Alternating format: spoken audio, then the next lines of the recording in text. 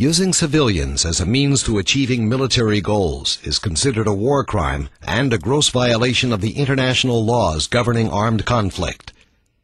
Israel sees the use of human shields not only as a violation of international and national law, but as anathema to the moral and ethical underpinnings of its own society. For Palestinian terrorist organizations led by Hamas, using innocent civilians for both offensive and defensive purposes is not a moral aberration, but a fundamental element of their combat doctrine.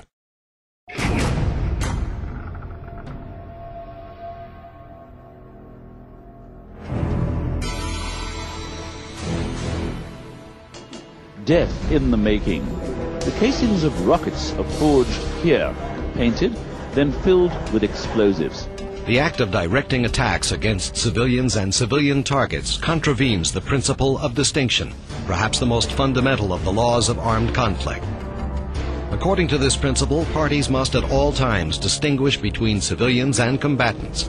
Moreover, it is strictly prohibited to direct attacks at civilian objects or civilians not taking a direct part in hostilities. Hamas indeed distinguishes between civilians and combatants, but rather than avoiding civilians, it focuses its rocket fire at towns and cities in southern Israel with the aim of causing death, injury, and destruction, and sowing terror among Israeli civilians. In contrast, when dealing with densely populated Palestinian civilian areas, the Israel Defense Forces make great efforts to spare innocent lives, often limiting its military objectives and putting its own troops at increased risk.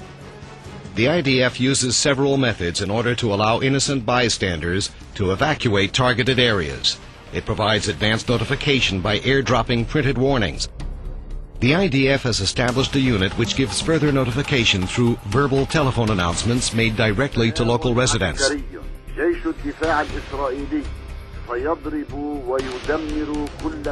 It also sends text messages directly to mobile telephones.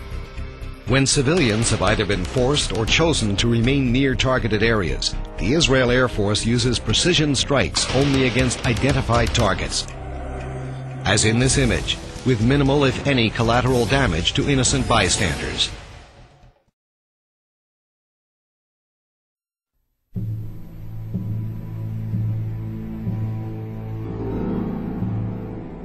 Hamas makes operational use of heavily built-up, densely populated civilian areas in the Gaza Strip for the planning, organizing, and launching of rocket attacks. Moreover, Hamas makes use of civilian facilities such as universities for weapons development and systematically uses protected civilian areas such as schools, private homes, hospitals, and mosques for its industry of weapon smuggling, hiding and storage of rockets, explosives, and ammunition, as well as the illicit harboring of combatants. Here we see the entrance to a weapons smuggling tunnel situated directly under a bed in a residential home.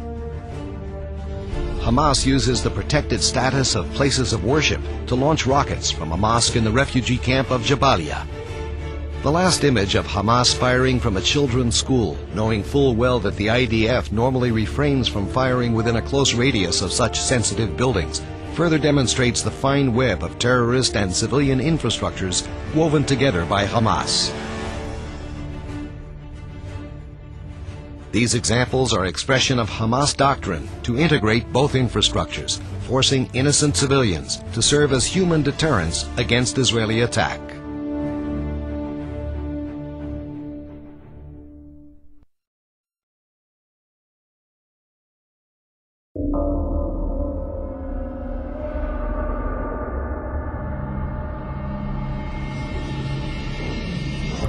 Human shielding involves the intentional placement of innocent civilians in harm's way in order to protect the lives of combatants or hide illicit military actions.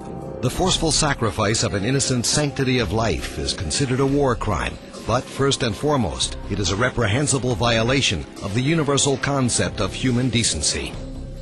Hamas has fully integrated human shielding as a basic element of its terrorist doctrine, initiating live fire attacks against Israel Defense Forces from within civilian crowds, hiding weapons manufacturing facilities and storage depots in residential buildings, and places of worship. فتحت الجوال وإذا به يسأل أنت أبو بلال الجعبي؟ قلت نعم. فقال أنا الأمن الإسرائيلي بعد 5 دقائق دخلي أنت أولادك.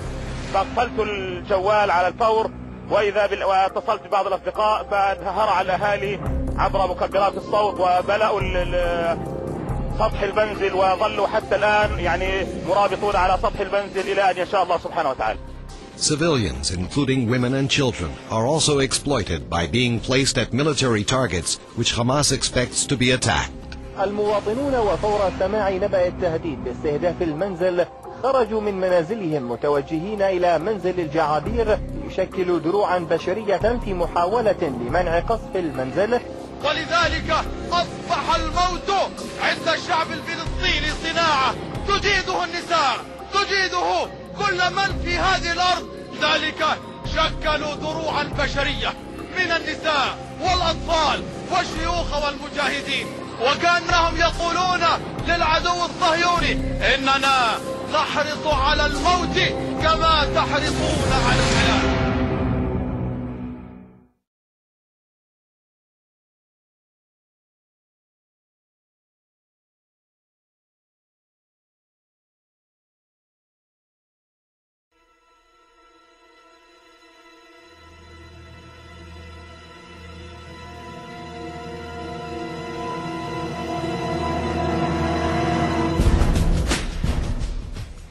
Despite universal consensus on the status of children as a protected population, Hamas has shown no respect for this fundamental axiom, nor mercy for the children themselves. Hamas begins the process when the children's minds are still pure and unprejudiced, indoctrinating them to blind hatred of Jews and Israelis and a lust for sacrificing their lives in the name of holy jihad. التي ترعى قتلهم وتبارك تجويعهم وتدعم الاحتلال المجرم.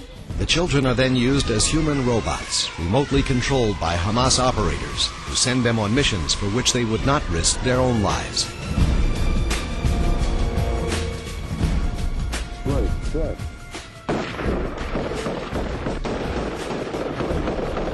Under the guise and protection of their age and assumed innocence, these children are used as spotters in the front line of combat, used to retrieve weapons from fallen combatants, used to play in Qassam rocket launching areas to deter Israeli attacks.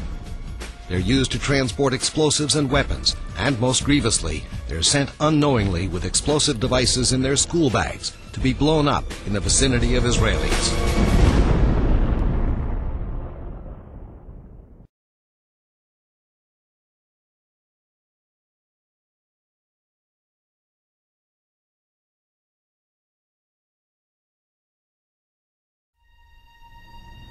It is clear beyond any doubt that in its armed conflict against Israel and Israeli civilians, Hamas has systematically and deliberately perpetrated the most serious violations of the basic principles of moral decency and international law. It acts in complete disregard for the well-being of civilians on both sides of the conflict, mounting a direct assault not only on the law, but on humanity itself.